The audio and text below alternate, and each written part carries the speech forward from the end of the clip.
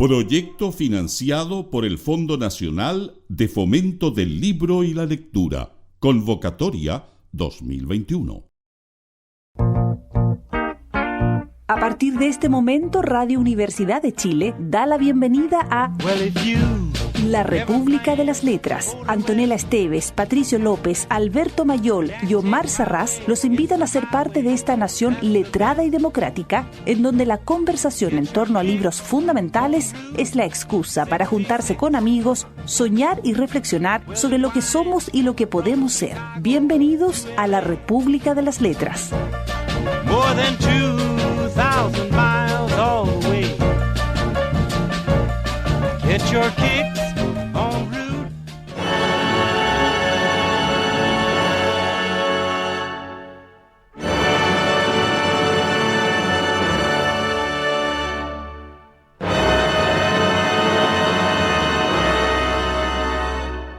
Pero, ¿por qué estás vestido así? ¿Qué pasa? ¿Un baile de máscaras por la mañana?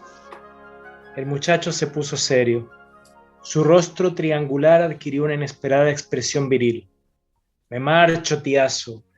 Me marcho dentro de media hora. He venido a despedirme.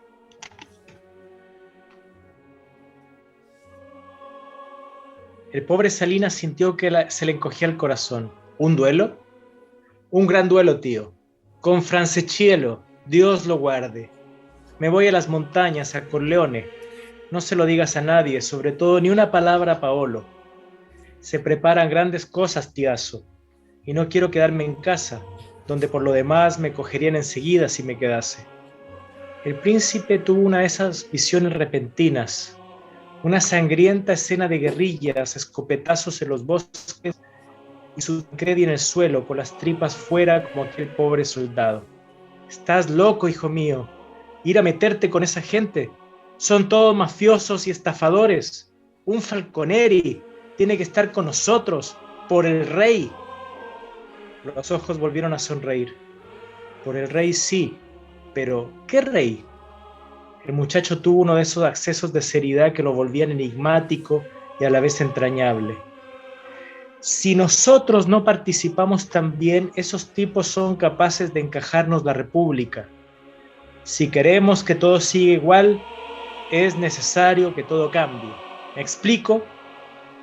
Un poco emocionado abrazó a su tío. Hasta pronto. Volveré con la tricolor. La retórica de los amigos también había teñido en parte a su sobrino. Sin embargo, no. El tono nasal revelaba un entusiasmo aparente. ¡Qué muchacho! Era capaz de hacer cualquier tontería sin dejar de criticarla.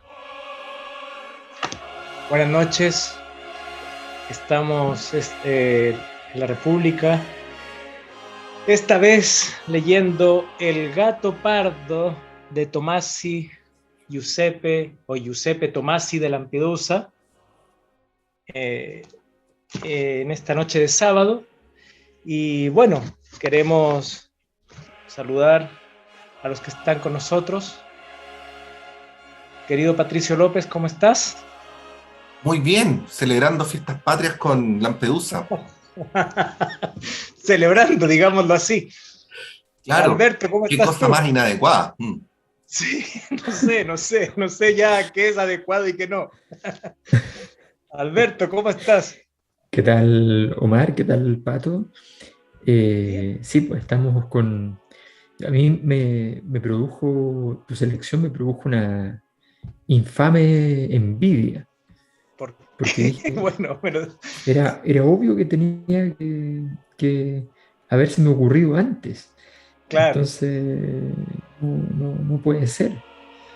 Así Momento. que nos vamos con además que Giuseppe Tomasi de Lampedusa era efectivamente un personaje que nos llena el vaso completamente, porque era príncipe de Lampedusa, que es una islita, pero era príncipe, y duque por parte de padre de Palma de Montechiaro.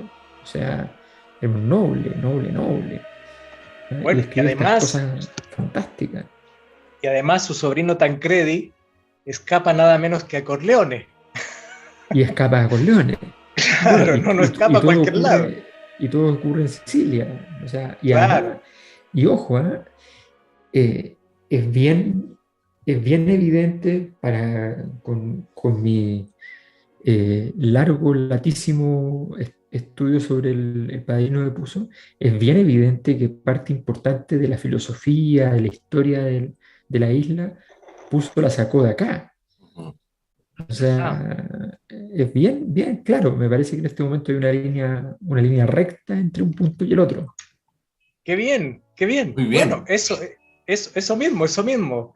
Yo pensé en ti, pensé en Mario Puzo, bueno, no sé si el término es mafioso, con el que el príncipe Fabricio le aconseja a su sobrino Tancredi que no se junte con esa gente, si ese término ya existía en 1860, pero bueno, el caso es que Tancredi, el sobrino de don Fabricio, príncipe de Salinas, Sí. va justamente a la rebelión, y algo muy interesante, más adelante lo dirán, Tancredi militaba en la provechosa franja de la extrema izquierda de la extrema derecha.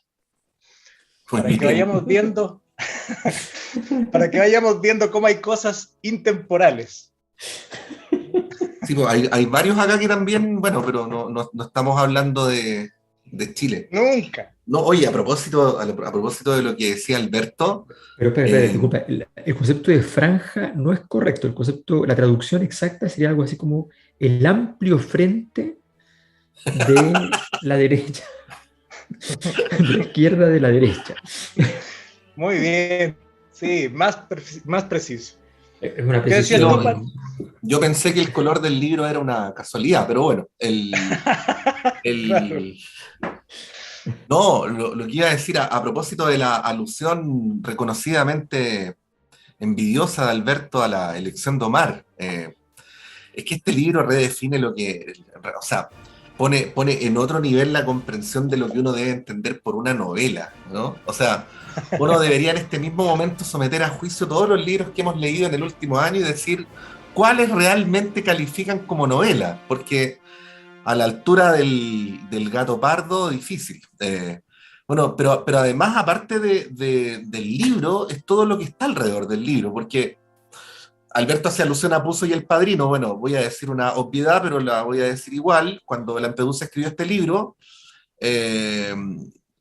no teníamos cómo ir construyendo sucesivamente las capas que le dan celebridad, ¿no? Entonces, es solo hacia adelante que uno puede identificar este libro en la línea hereditaria o en el árbol genealógico de una obra que ha sido finalmente tan importante como la novela de Puzo y como la trilogía cinematográfica. Pero además, adicionalmente, nos remite a algunas cuestiones, ¿no? O sea, este es un libro que ha servido para construir categorías de política, es un libro que ha servido para identificar ciertos arquetipos de personajes, ¿no? Porque estos personajes así como los nostálgicos del pasado, como los cínicos, uno los puede encontrar en varias obras, pero que aquí están descritas muy brillantemente. Pero también algo sobre lo cual Alberto probablemente se podría explayar mucho más que yo, la particularidad de Sicilia, o sea, ubicada en un lugar del mapa mundial donde la única manera de sobrevivir es hacer un proceso de permanente adaptación, ¿no? Entonces, es una sobrevivencia de la cultura local sobre una forma de vincularse con el poder dominante que siempre parece que entrega para defender lo que hay, ¿no? Entonces, en la larga historia de Sicilia y de todos los imperios, reinos que lo han conquistado, ¿no? Entonces, esa particularidad que termina traduciéndose en una idiosincrasia, ¿no? En una forma de ser, este libro lo describe brillantemente. Así es. Sí, lo que pasa es que es una novela, bueno, tiene muchas aristas. Por un lado, esto está ambientado en más o menos 50 años, fines del siglo XIX, principios del siglo XX, momento de la unificación italiana. Hay dos grandes nombres para esa unificación italiana. Por un lado, Garibaldi, héroe de dos continentes, porque Garibaldi vivió gran parte de su vida en Sudamérica y algo en Centroamérica. Así es. y en todas partes anduvo produciendo. Bueno, en Italia quería producir más bien orden y en América quería producir más bien caos, digámoslo como es. Pero le gustaba la chuchoca, eso está súper claro. Fue a todas las guerras que se presentaron posibles. Y luego tenemos por otro lado, a Víctor Manuel, que es el rey, uno de los reyes de la bota itálica, que estaba lleno de reyes, que es el rey que va a lograr el mayor nivel de unificación posible dentro de Italia, junto con Garibaldi. O sea, son los dos nombres de la unificación. Y son los dos nombres que marcan el fin de la aristocracia y el inicio de la burguesía, en el fondo. Y la descripción que hay aquí de la aristocracia, simbolizada en Don Fabricio, es fantástica, porque es una descripción que no requiere objetos, que requiere simplemente cosas como: es de mal gusto conocer todas las habitaciones de tu castillo. Claro. O sea, qué más fantástico. O sea, nadie puede decir que es un aristócrata si conoce todas las habitaciones de su castillo. No, Alberto, eso de que es de mal gusto actuar según intereses inmediatos, ¿no? Claro. ¿Ah? Bueno, en una parte, claro, eso, Pato, lo que dice en alguna parte Don Fabricio, el príncipe de Salinas, lo único que hacía, cada vez que tenía un problema, se desprendía de 20 hectáreas. Total, tenía millones, miles de hectáreas, así que se desprendía de 20 hectáreas. Y eso es lo que hacían para beneficio de la burguesía ascendente, todos los aristócratas del momento. Y eso que decía Alberto, para situar un poco el contexto de la novela, más o menos 1860, Italia dividida en 6 reinos, porque al contrario de lo que uno pensaría, el reino más consolidado, que siempre es el más despreciado actualmente, es del sur de Italia, o sea, más sur de Italia, el reino de las 2 Sicilias, que es más o menos la mitad de la Italia continental y la isla de Sicilia. Y aparte de eso hay 5 reinos más. Están los estados pontificios, que son una franja inmensa. Está el reino de Cerdeña, que es lo que decía Alberto, Víctor Manuel con Garibaldi, apoyados por Napoleón III, que es Génova y la isla de Cerdeña, o sea, están en el norte y están en Cerdeña. Luego están otros 3 reinos más dependientes del Imperio Austrohúngaro. ¿Y qué ocurre? Que simplemente Garibaldi desembarca en Palermo con 1089 hombres, con una inferioridad absoluta respecto al rey Francielo, que es el que justamente dice que es el duelo que va a tener Tancredi, el sobrino del protagonista. Desembarca con 1089 y el ejército de las 2 Sicilias tiene 30.000 hombres, pero todo el tiempo dejan de actuar cuando tienen que actuar, no atacan cuando deben atacar.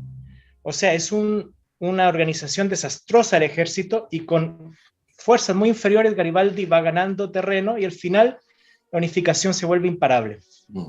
Y bueno, lo que hace, lo que muestra Giuseppe de Lampedusa es justamente el final de esta aristocracia del reino de las 2 Sicilias, donde Don Fabricio es príncipe, ¿no?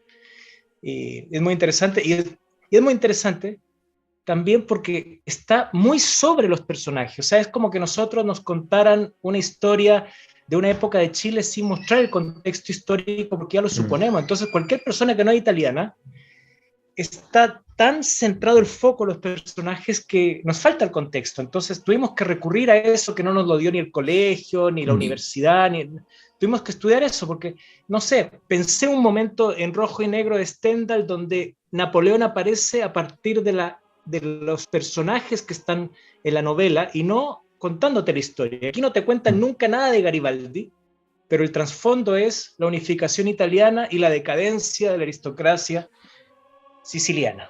Entonces, bueno, es... Claro, lo que pasa es que yo sé que estamos un poco en el tiempo, pero el frenesí me envuelve. Entonces, lo que pasa es que hay una... o sea, lo interesante de la obra es que tiene una forma un poco erática, en el sentido siguiente. Si ustedes se imaginan que esto es una obra muy política, en el sentido de que está todo el rato hablando de política, se equivocan. La mitad del libro es una historia de amor, o varias historias de amor que tienen una historia de amor principal. ¿Ya? Entonces, eso es muy de ópera en el fondo. ¿Ya? Lo que está pasando en términos macro está pasando en forma de amor, en forma micro. Y el personaje central de eso es Tancredi, que imagínense lo siguiente: es alguien que viene del riñón de la realeza, pero no es completamente realeza. ¿Ya? Es como en Chile alguien que viene del riñón de la oligarquía, pero no es completamente la oligarquía, por ejemplo, Piñera. ¿Ya? Es alguien que tiene fortuna, ¿ya? Que viene de una familia, viene de una familia burguesa, una familia empresaria. Uy, se me cayó la cámara. Es que mencioné al inefable. Entonces, claro, pero tiene otro rasgo más interesante, que eso sí no lo tiene Piñera. Es encantador, pero encantador. Entonces es como una combinación así entre Marco Enríquez y Piñera. Entonces es muy encantador, muy simpático, y entonces el tío, ¿no? El tío que no puede creer que su sobrino esté yendo a la guerra por el lado contrario, por los burgueses, ¿no? Contra de mal gusto, horrible, le perdona todo, y cuando vuelve le pregunta cómo le fue, y ojalá que le vaya bien, y está feliz de que ascienda y que le vaya bien en toda su empresa, asumiendo que va a ser derrotado su bando. Esa élite aristocrática está reblandecida, está tibia, pero al mismo tiempo hay una tranquilidad, y la tranquilidad es que de alguna manera la historia nos enseña que bueno, que tampoco va a pasar tanto, si igual Tancredi en algún momento dirá lo que tiene que decir y hará lo que tenga que hacer.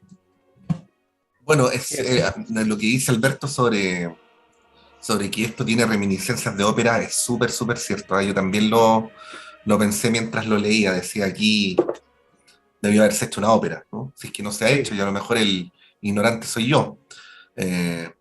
Pero está servido. No hay óperas, pero estará la fabulosa película de Visconti. Así es. Le falta un final trágico probablemente, ¿ah? Pero bueno. Tiene un final muy, muy, digámoslo así, un final muy francés. ¿Ah? Sí. Sí, como que no va ahí con él. ¿Ah?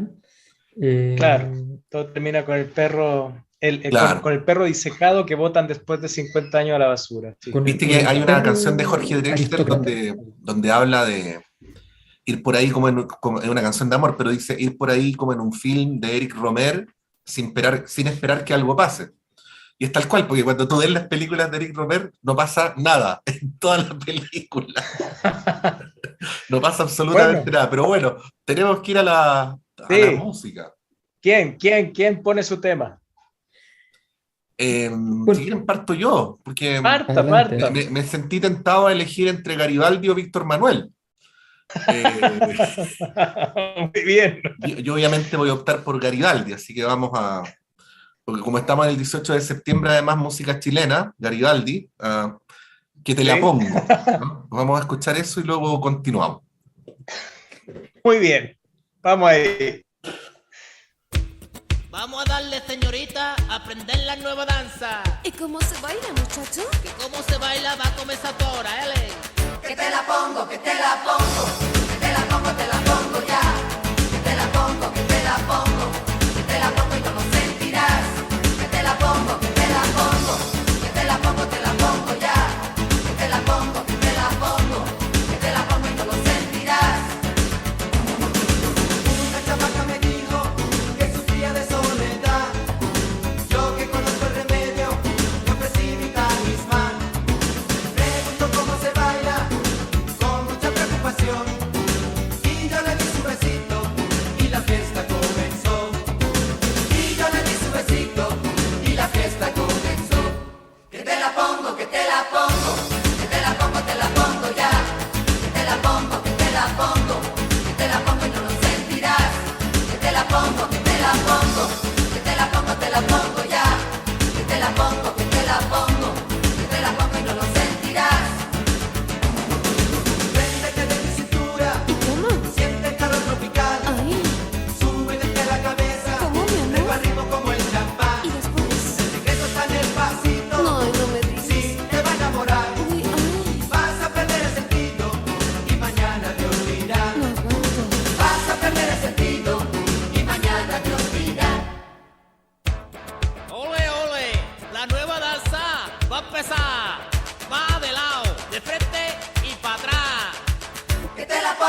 te la pongo, que te la pongo, te la pongo ya. Que te la pongo, que te la pongo, que te la pongo y no lo sentirás. Que te la pongo, que te la pongo, que te la pongo, te la pongo ya. Que te la pongo, que te la pongo, que te la pongo y no lo sentirás. Ella que tanto sufría, con mi calor se curó. El efecto fue tanto que hasta el cura nos llamó. Ella que tanto sufría, con mi calor se curó. El efecto fue tanto que hasta el cura nos llamó. El efecto fue tanto que hasta el cura nos llamó. Que te la pongo, que te la pongo, que te la pongo, te la pongo ya. Que te la pongo, que te la pongo, que te la pongo y no lo sentirás. Que te la pongo, que te la pongo, que te la pongo, te la pongo ya. Que te la pongo, que te la pongo, que te la pongo y no lo sentirás. Que te la pongo, que te la pongo, que te la pongo, te la pongo ya. Que te la pongo, que te la pongo, que te la pongo y no lo sentirás. Que te la pongo, que te la pongo, que te la pongo, te la pongo ya. Que te la pongo, que te la pongo, que te la pongo y no lo sentirás. Que te la pongo, que te la pongo, que te la pongo, te la pongo ya. Que te la pongo, que te la pongo, que te la pongo y no lo sentirás.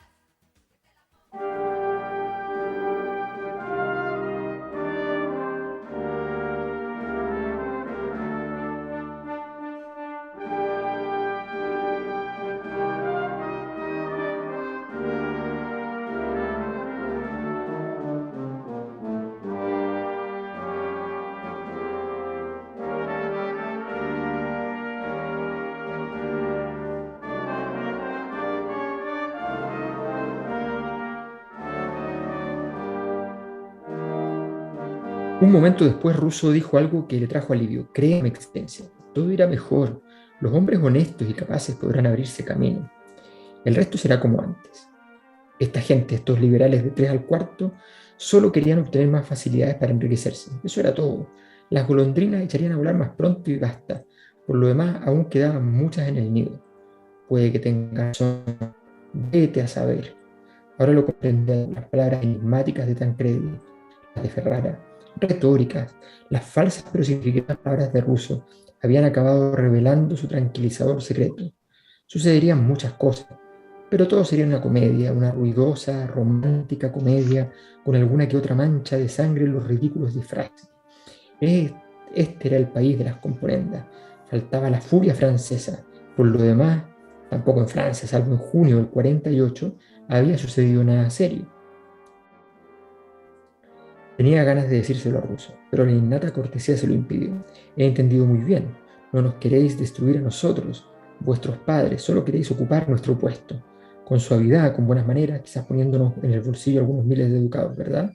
Tu nieto, querido Russo, estará sinceramente convencido de ser varón, y tú te convertirás, yo qué sé, en el descendiente de un boyardo de Moscovia, gracias a tu nombre, en lugar de ser el hijo de un miserable campesino pelirrojo, como revela precisamente ese nombre. Y ya antes, tu hija se habrá casado con uno de los nuestros, quizás este mismo Tancredi, con sus ojos azules y sus manos debiluchas. Además es guapa, y cuando haya aprendido a lavarse, para que todo siga igual. En el fondo igual, solo una lenta sustitución de clases.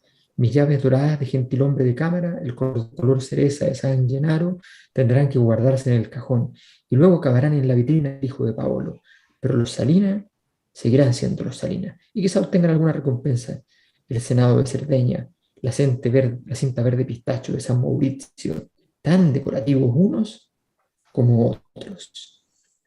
Sí. El señor Lampedusa nos presenta este sábado el gato pardo, que es un italianismo españolizado, porque no existe la palabra gato pardo en castellano, sería como leopardo jaspeado, pero no, como suena bonito, lo mantuvieron. Este es un libro que quizás por la misma razón que señalaba Pate, y Omar también lo señaló, de que efectivamente es un libro difícil de entender la época, el contexto, porque se da por descontado que se entiende.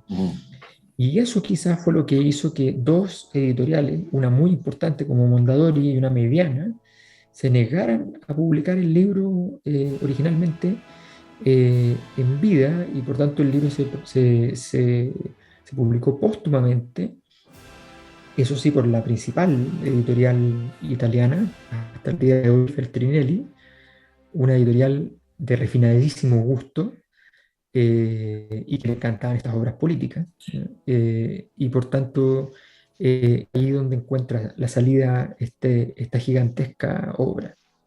Sí, pues, pero además por otra razón que es importante, que no había, Alberto, Omar, compañeros, ningún marco de referencia, porque incluso cuando tú buscas en las biografías de Lampedusa, no dice que es escritor, porque no fue escritor. O sea, Exacto. esto fue de hecho lo único que escribió en su vida en términos literarios. Sí. Y si más encima se publicó después de que se murió, más perplejidad tiene que haber producido. Además, esa alusión a un mundo que de alguna manera ya había desaparecido a la hora de la escritura del libro, ¿no? Lampedusa es una suerte de príncipe en una época donde los príncipes ya no tienen ninguna importancia, ¿no? Aparecen en los cuentos de Disney, pero no tienen una importancia.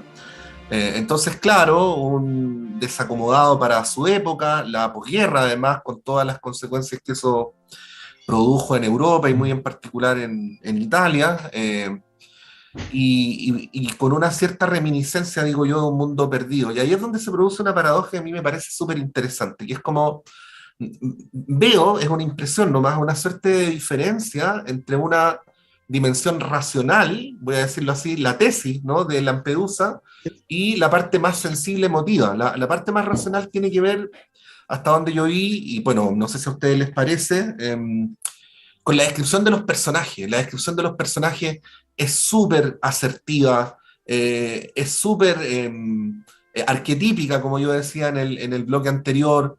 Te queda absolutamente claro el mapa, ¿no? Pero luego, como decía Alberto en alguna parte, cuando describe cosas así como los lugares, como los recintos, como las comidas, como que el libro adquiere otro tono, se vuelve sensual incluso, ¿no? Sí. Sensible, sensual en el sentido de sensible.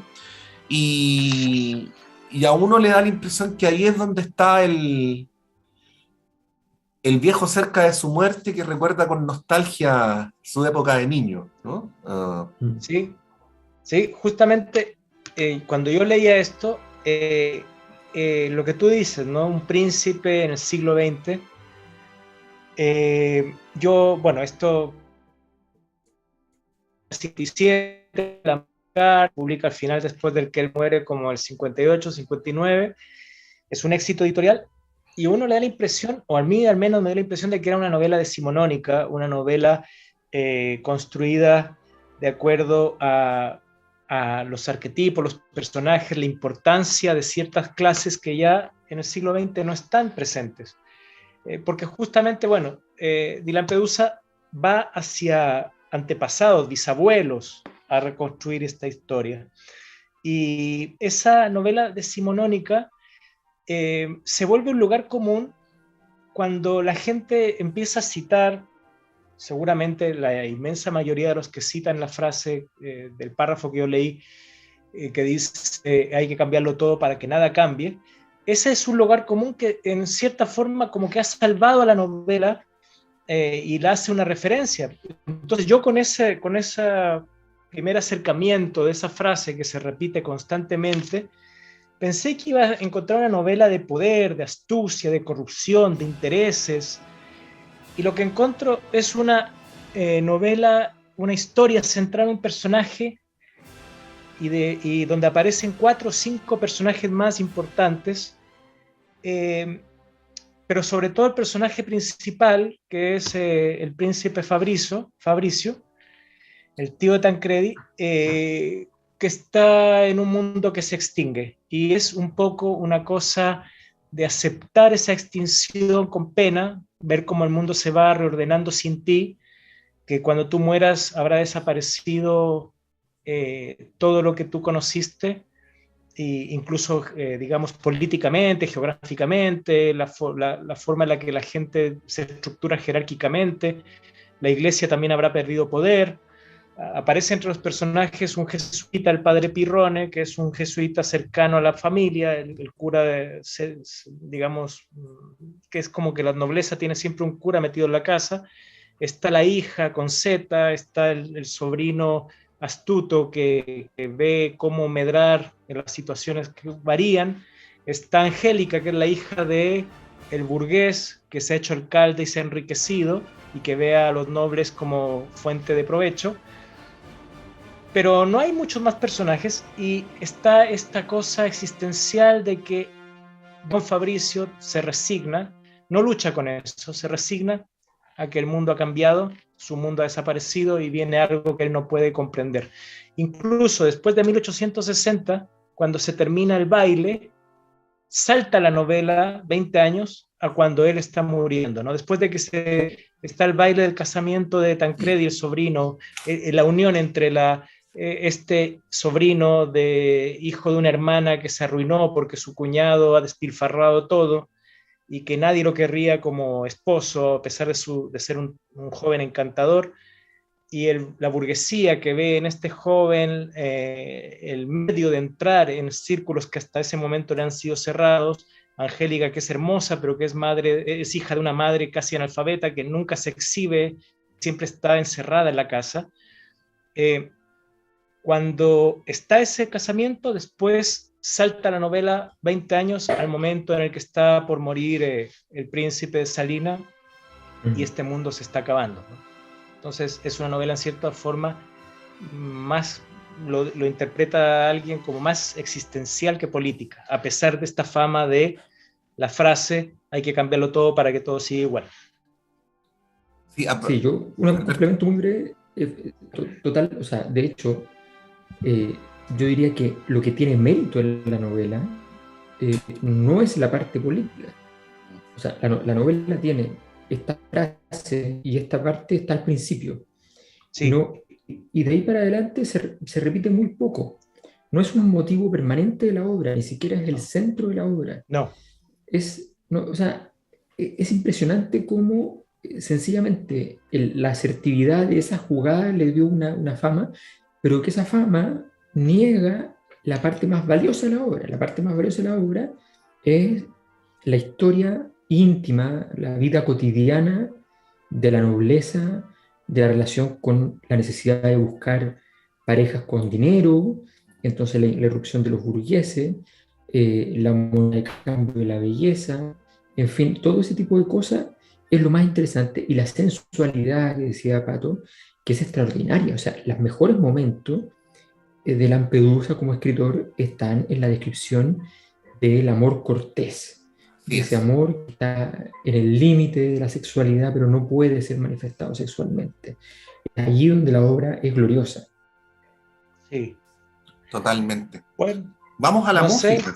Sí. Eso, vamos a la música. Alberto, ¿tienes tu tema? Omar, dale, porque tú eres el dueño. Yo tengo un tema, pero si alcanzamos un el mío, pero por favor, usted es el dueño. Gracias. Entonces vamos a poner Todo tiene su final. Hablando de esto de la nobleza que se extingue, todo tiene su final, cantado por Héctor Lavoe con, ¿cómo se llama? Por Willy Colón. Escúchame una vez. Con Willy Colón, justamente. Esas trompetas que podrían ser celestiales, pero son demoledoras. Sí, esa canción es maravillosa, es para cortarse las venas, pero ese disco entero es fantástico. Así es. Sí. Bueno, vamos para que se consuele don Fabricio, todo tiene su final. Como el clavel.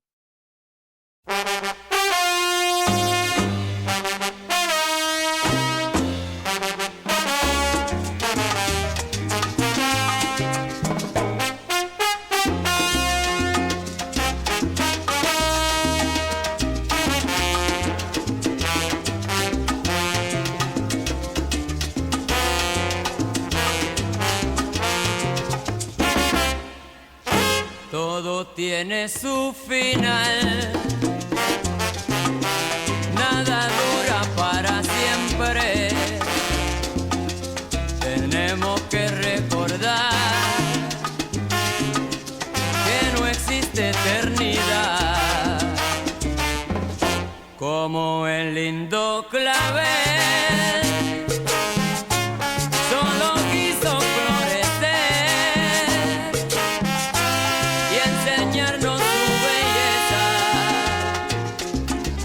y marchito perecer. Todo tiene su final, nada dura para siempre. Tenemos que recordar que no existe eternidad. Como el campeón mundial dio su vida por llegar y perder lo más querido. En las masas otro más.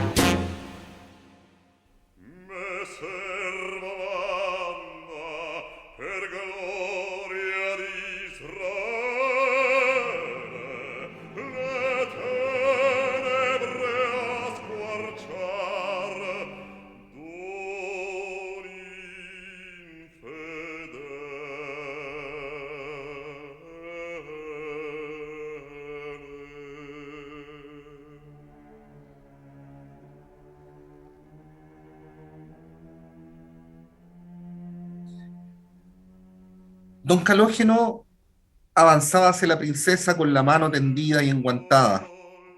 Mi hija me rogó que la excuséis. Aún no ha acabado de arreglarse. Ya sabe vuestra excelencia cómo son las mujeres en estas ocasiones, añadió expresando con palabras casi vernáculas un pensamiento de ligereza parisina. Pero llegará dentro de un instante. Como sabéis, nuestra casa está a 2 pasos. El instante duró 5 minutos. Luego se abrió la puerta y entró Angélica. La primera impresión fue de sorpresa y deslumbramiento. Los Salinas se quedaron sin respiración. Tancredi llegó a sentir el latido de las venas en las sienes. Aturdidos por tanta belleza, los hombres no fueron capaces de observar, de analizar los no pocos defectos que aquella belleza encerraba. Serían muchos los que jamás estarían en condiciones de llevar a cabo ese examen crítico. Era alta y, para un criterio no demasiado exigente, bien formada. A juzgar por su aspecto, la piel debía de saber a nata fresca, la boca infantil a fresa. Bajo la mata de cabellos color noche rizados en suaves ondulaciones, los ojos verdes asomaban inmóviles como los de las estatuas, y como ellos, también un poco crueles. Avanzaba lentamente entre las ondas de su amplia falda blanca, y toda su persona expresaba la calma invencible de la mujer segura de su belleza. Solo muchos meses más tarde se supo que mientras hacía aquella entrada triunfal, estaba tan angustiada que poco faltó para que se desmayara. Pero mira, permíteme continuar con otra parte sobre Angélica, porque sí, creo que la gente debe saber que es el momento clave, o sea, el personaje clave en términos artísticos, en términos de la elocuencia escritural. Dice: durante un rato se oían cada vez más lejanas sus llamadas.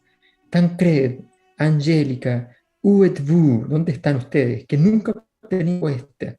Luego todo se hundía en un silencio solo quebrado por el galope de las ratas en el techo o el rumor de una olvidada carta centenaria que el viento arrastraba por el piso. Otras tantas ocasiones para provocar falsos temores, para calmarlos entre los brazos solícitos. Y Eros, malicioso y tenaz, siempre estaba junto a los novios, dispuesto a envolverlos en la magia azarosa de su juego. Ambos apenas habían dejado de ser niños y el juego mismo aún los colmaba de placer. Gozaban persiguiéndose, perdiéndose, encontrándose, pero cuando al final se alcanzaban, sus sentidos excitados irrumpían en escena. Y cuando los 5 dedos de él se entrecruzaban con los de ella, gesto típico de la sensualidad indecisa, y en el dorso de la mano las yemas rozaban suavemente las pálidas venas, ambos sentían una profunda turbación que preludiaba caricias más audaces. En cierta ocasión, ella fue a esconderse detrás de un enorme cuadro apoyado sobre el suelo. Durante un rato, harto por ver en el sitio de Antioquía, el cuadro cobijó la anhelante ansiedad de la muchacha, que sin embargo, al ser descubierta con los labios sucios de telaraña y las manos envueltas en una capa de polvo, se dejó abrazar y demoró una eternidad. No, Tancredi, no. Negativa que en realidad era una invitación, porque hasta entonces él no había hecho más que contemplar con sus ojos azules el intenso verdor de los de ella. Otra vez, una mañana luminosa y fría, la muchacha temblaba bajo el vestido aún veraniego y en un diván cubierto con una tela hecha de jirones, él la trajo hacia sí para darle calor. El aliento perfumado alborotó los cabellos que caían sobre su frente. Fueron instantes extáticos y dolorosos en los que el deseo se volvió tormento y la represión delicia. Oh, cuánta delicia nos falta. No, pero esa capacidad de Lampedusa de... Sí. Uno se la figura, ¿no? Se deslumbra. Sí, junto con él. Sí. Sin hacer ninguna descripción de ella. Nunca dice es así, es así, ¿no? Sí. Simplemente... No, y es interesante, claro, y es interesante que en esa parte que estás leyendo tú, Alberto, cuando están de novios y se pierden en el palacio, del que hay infinidad de habitaciones cerradas por décadas, que nadie ha visitado ni limpiado, descubren por azar una habitación que llaman la habitación de los sádicos, donde al parecer la aristocracia, la nobleza anterior, la del siglo XVI, XVII, más fuerte, más segura de sí misma, desarrolla sus juegos crueles e incluso encuentran ahí adminículos, cosas de diferente tipo para esos momentos de placer masoquista y sádico. Y ahí Lampedusa también entra en el juego de citar las novelas libertinas del siglo XVI, XVII, XVIII, Sade. Entonces también es interesante cómo en algún momento va integrando ese mundo que estaba perdido en la decadencia de la burguesía, que al ser débil, en la decadencia de la aristocracia, que al estar debilitada, al estar amenazada, más bien se vuelve archicatólica, archirreligiosa, muy beata, muy cercana al Papa, pero claro, antes había sido la gente fuerte y que se permitía estos juegos que ahora ya ni se les pasan por la cabeza, ¿no? Sí. Oye, hacer una breve mención nomás para efectos de... Solamente para reforzar lo que planteaba Alberto, que esta no es una obra política, o no lo es en el sentido de que esté en el centro de la obra, sino más bien como consecuencia de la descripción de las estructuras de poder de una época. En eso es política, pero... sí. Pero fíjense cómo ha trascendido, porque vamos a aprovechar de contar que el nombre de la novela El gato pardo no tiene una vinculación directa con algo que haya ocurrido en la obra, sino más bien con el escudo el escudo, ¿no? El escudo... La Casa Real, sí. La Casa Real, claro. Pero luego, a propósito de esta frase que ha sido trasladada a la interpretación política de que cambie todo para que nada cambie, se empezó a utilizar en política el concepto gatopardismo, ¿no? Para referirse a ese tipo de prácticas según la cual en la política uno sobrevive cambiando de piel una y otra vez, ¿no? Entonces, sí. Esa es una alusión directa a la novela, pero no porque la novela se vaya de tesis, sino porque en esa frase queda extraordinariamente resumida una cierta forma de práctica política que ocurre en todas partes con sus propios protagonistas y circunstancias, incluyendo Chile. Y que es escrita magistralmente en términos de que normalmente ocurre con las generaciones jóvenes que finalmente les permiten hacer todo esto porque son los padres, finalmente, los que están en cuestión y entienden que a los niños les tienen que tocar y finalmente todo queda en familia. Sí. Claro. Tal cual. Bueno, esto. Bueno. Y cualquier semejanza con la realidad. El programa de literatura. Internacional, por cierto. Bueno, y otra cosa que me pareció interesante es cómo está expresada la relación de la aristocracia, de los nobles, con las clases que están sometidas a su dominio, ¿no? Que es una relación está descrita como más cercana que la podría tener un burgués con sus jornaleros, con la gente que está a su cargo. Es casi una cosa familiar, ¿no? Que es lo que muchas veces ocurre por generaciones de sometimiento donde los señores crecen con la gente que está bajo su poder. Y es muy interesante cómo llega don Fabricio a la casa de verano en Dona Fugata, y ahí sale a cazar con el organista del pueblo, ¿no? Y ha resultado que para ver lo de la unificación de Italia se hace una votación. Y esa votación resulta que es la primera votación donde la gente que nunca ha tenido poder puede decir algo. Entonces, no sé si tenemos tiempo para leer un párrafo o lo leo a la vuelta, no sé. Es que no hay vuelta. No habrá vuelta. Estamos pasados, estamos completamente pasados. Ya, entonces, bueno. Pero los que quieran lo pueden buscar. En Clepsidra. En Clepsidra pueden buscar. Sí, ¿En qué página está el libro, Mari? O sea, el párrafo. No, es 134, donde solo digo que donde. ¿Y quieren saber lo que decía? Si quieren saber lo que decía el párrafo, vayan a Clepsidra, compren el libro y leen la página 134. Sí. Bueno, pero puedo decir dos frases nomás. Ciccio Tumeo está indignado porque simplemente él ha votado no, y el alcalde ha dicho que la votación en el pueblito de Dona Fugata, como pasó en 100 lugares más, fue el 100% sí. Entonces dice ahí el narrador, no, don Fabricio dice, yo no sabía, yo tenía una incomodidad, no sabía qué es lo que falla aquí. Y don Fabricio dice, al fin entiendo, y se tranquilizó, porque dice, aquí lo que ha sido asesinado, estrangulado es la buena fe. Porque no hubiera bastado, no hubiera sido ningún problema que de los 300 votos de ese pueblito, se dijera que 40 o 30 fueron a favor del no a la unificación y el fin del reino de las dos Sicilias, y en toda Italia hubieran sido 100.000 votos que no hubieran significado nada. Pero si ahora se pregunta por qué los meridionales son tan apáticos con la política, la causa está en esa primera votación lejana, donde simplemente la gente votó y se ignoró su voluntad por esta cosa de hacer esta unanimidad falsa. Bueno, sí. Entonces están también esos otros niveles que son interesantes. Sí, a mí solo quiero decir que en mi próxima vida me gustaría ser librero como Omar y creer que los programas podrían no tener fin, podrían durar eternamente. Cierto, perdón. Pero bueno, en fin. Pero es que esto es sobre Italia. No, el tiempo, esto es sobre Italia. Lo mismo el tiempo. Lo mismo el tiempo. Bueno, está muy bien. Entonces, hay que irse. ¡Viva Chile! Un abrazo. Un abrazo. ¡Viva Chile! Gato pardo. Eso. Un abrazo. Que estén muy bien.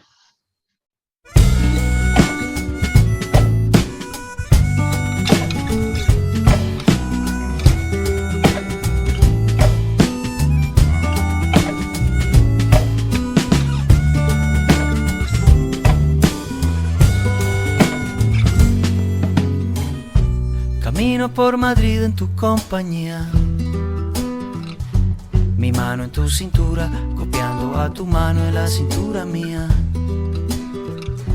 A paso lento, como bostezando, como quien besa el barrio al irlo pisando, como quien sabe que cuenta con la tarde entera, sin nada más que hacer que acariciar aceras. Y sin planearlo tú acaso, como quien sin quererlo va y lo hace, debí cambiar tu paso hasta ponerlo en fase, en la misma fase que mi propio paso.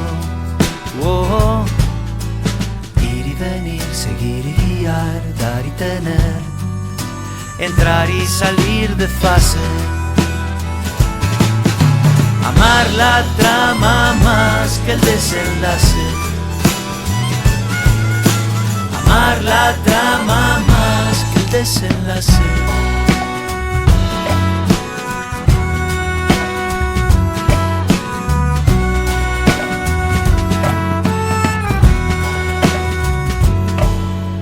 Fue un salto ínfimo, disimulado, un mínimo cambio de ritmo apenas, un paso cambiado y dos cuerdas que resuenan como un mismo número en distintos lados, o el paso exacto de los soldados, como dos focos intermitentes, súbitamente así, sincronizados, dos paseantes distraídos han conseguido que el reloj de arena de la pena pare, que se despedace y así seguir el rumbo que el viento trace. Oh, ir y venir, seguir y guiar, dar y tener, entrar y salir de fase. Amar la trama más que el desenlace. Amar la trama más que el desenlace. Y por ahí, como en un film de Eric Romer, sin esperar que algo pase. Amar la trama más que el desenlace. Amar la trama más que el desenlace.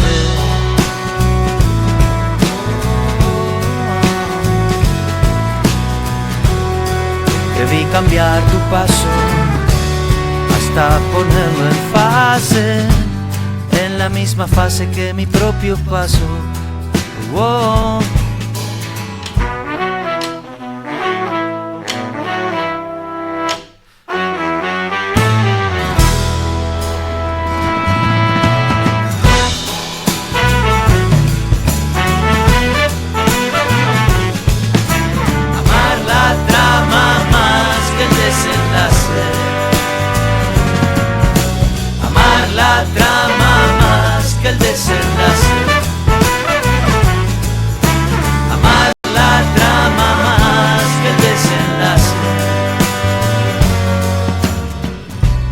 camino por Madrid en tu compañía. Antonella Esteves, Patricio López, Alberto Mayol y Omar Sarraz y su República de las Letras regresan la próxima semana con un nuevo libro y nuevas conversaciones. Los esperamos. Proyecto financiado por el Fondo Nacional de Fomento del Libro y la Lectura. Convocatoria 2021.